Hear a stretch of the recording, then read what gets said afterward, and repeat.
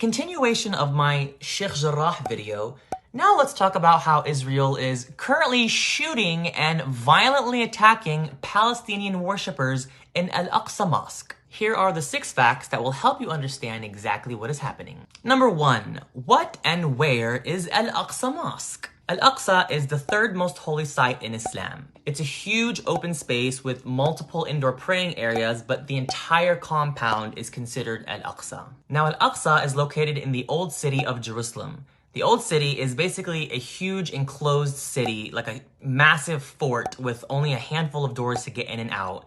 It has housing, marketplaces, alleyways, and religious spaces. The old city is made up of 4 quarters: the Christian quarter, the Jewish quarter, the Armenian quarter, and the Muslim quarter. Al-Aqsa is located in the Muslim quarter. Number 2, who has control of Al-Aqsa Mosque? Under international law, this is supposed to be the map of the region. This is supposed to be Israel. This is supposed to be the Palestinian territories made up of West Bank and Gaza. And this is Jerusalem. Also under international law in the UN, Jerusalem is supposed to be broken up into East and West Jerusalem. West Jerusalem belonging to Israel and East Jerusalem belonging to the Palestinian territories. Al-Aqsa and the Muslim quarter are in East Jerusalem, so legally Palestine has ownership of Al-Aqsa. That's how it's supposed to be. But in 1967, Israel took control over East Jerusalem and the Palestinian territories, which includes Al-Aqsa, the Muslim quarter, and all the neighborhoods outside the old city, like Sheikh Jarrah. So because Israel has control over East Jerusalem, Palestinians in the Palestinian territories don't have access to Al-Aqsa. They have to apply for a special permit from Israel to visit, and most of the time, Israel rejects the requests. I have relatives who were born and raised 30 minutes from Al-Aqsa, and they've literally never been. And this isn't just for Muslim Palestinians. Even Christian Palestinians in the West Bank don't have open access to their holy sites in the Christian quarters of Jerusalem. Israel illegally has full control over the old city and all the religious sites that are in it. Number 3, what's happening at Al-Aqsa right now? It is the holy month of Ramadan for Muslims everywhere right now, and these last 10 days are extremely important, so Al-Aqsa is jam-packed with Palestinian Muslims praying together. 2 nights ago, while Palestinians were praying at Al-Aqsa, Israeli police barged their way into the Al-Aqsa compound with guns and full protective gear and started shooting rubberized steel bullets and throwing stun grenades at the Palestinians who were praying at their mosque. They were just standing there praying. They also threw stun grenades at Palestinians in the marketplace who were also not doing anything. In this clip, the Israeli soldier literally threw the grenade at a Palestinian girl and a woman. Then they broke into the actual mosques, the indoor areas, punching the glass doors down, walking in with their shoes, which is not allowed in mosques. Then they continued to throw stun grenades inside the mosque, indoors, close the doors, and block it so that Palestinians can't get out. This isn't just a random mosque. This is one of the holiest sites in Islam. And they literally treated it like it was trash. This left hundreds of Palestinians extremely injured. One man lost both of his eyes. So what does the Israeli police decide to do? Attack the medical tents. They threw stun grenades at Palestinian medics. So now the medics can barely take care of the injured people. So now there's just hundreds of injured people just sitting there. The Palestinians are recording and posting all of this, and they literally don't even care. So we're all seeing this, and now Palestinians all over are furious. Number 4, what's the connection between the Al-Aqsa attacks and Sheikh Jarrah? Now this is very important. As I said, Israel has illegal control over Al-Aqsa and East Jerusalem. So what Israel does is use the Al-Aqsa Mosque as a way to control the Palestinian people.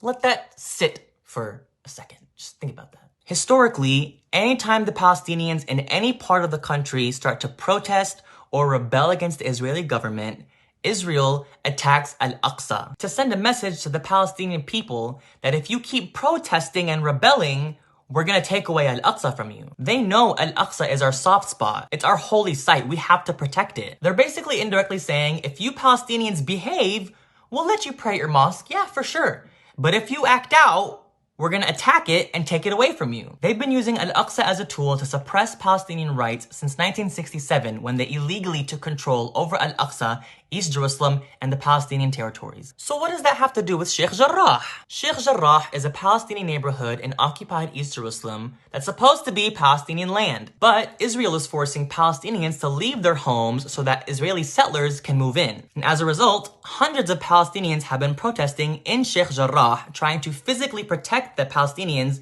who are about to get kicked out of their homes. And what does Israel do when Palestinians protest? They attack Al-Aqsa.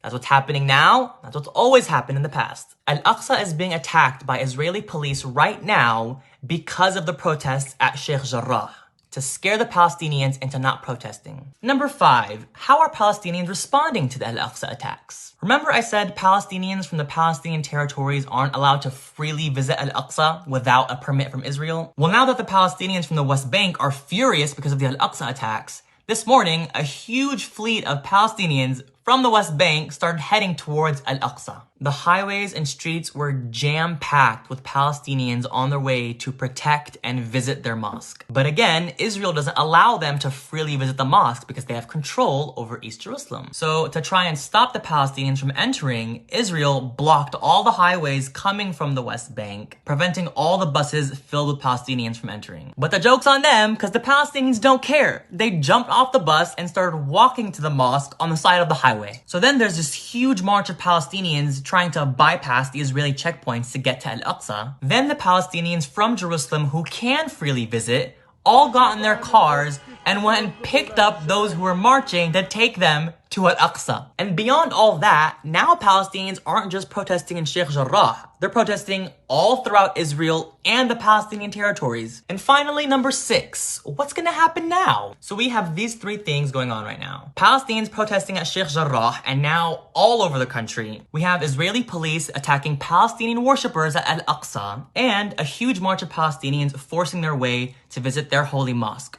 Rightfully so. All we know is that Israel is not happy that Palestinians are rebelling. So I think a lot of Palestinians right now are mentally preparing for a very complex next few days. So now that you're pretty well versed in the illegal occupation of Palestine and what's happening right now, we can officially stop calling it a conflict or clash. The Palestinian-Israeli conflict. No, it is not a conflict. Conflict connotes a sort of symmetry of power, which there is not. It is Israel's illegal occupation. It is the oppression of Palestinians. It is apartheid. It is stripping Palestinians of their human rights. It is ethnic cleansing. It is shooting innocent Palestinians while they're praying in their holy mosque. All of the above, yes. But conflict, no. It is not that. If you watch footage of what's happening at Al-Aqsa or Sheikh Jarrah right now, who has the guns? Because it's not the Palestinians, that's for sure.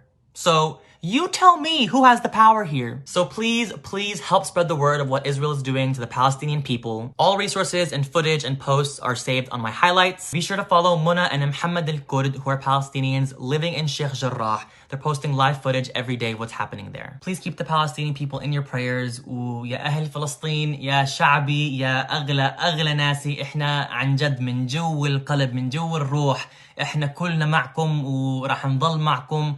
الله يعطيكم القوة والعافية. والله العظيم يا ريتني معكم وقدرت أوقف جنبكم، بس توكلنا على الله. الله يحميكم يا حبايب، يا أغلى الحبايب. السلام عليكم.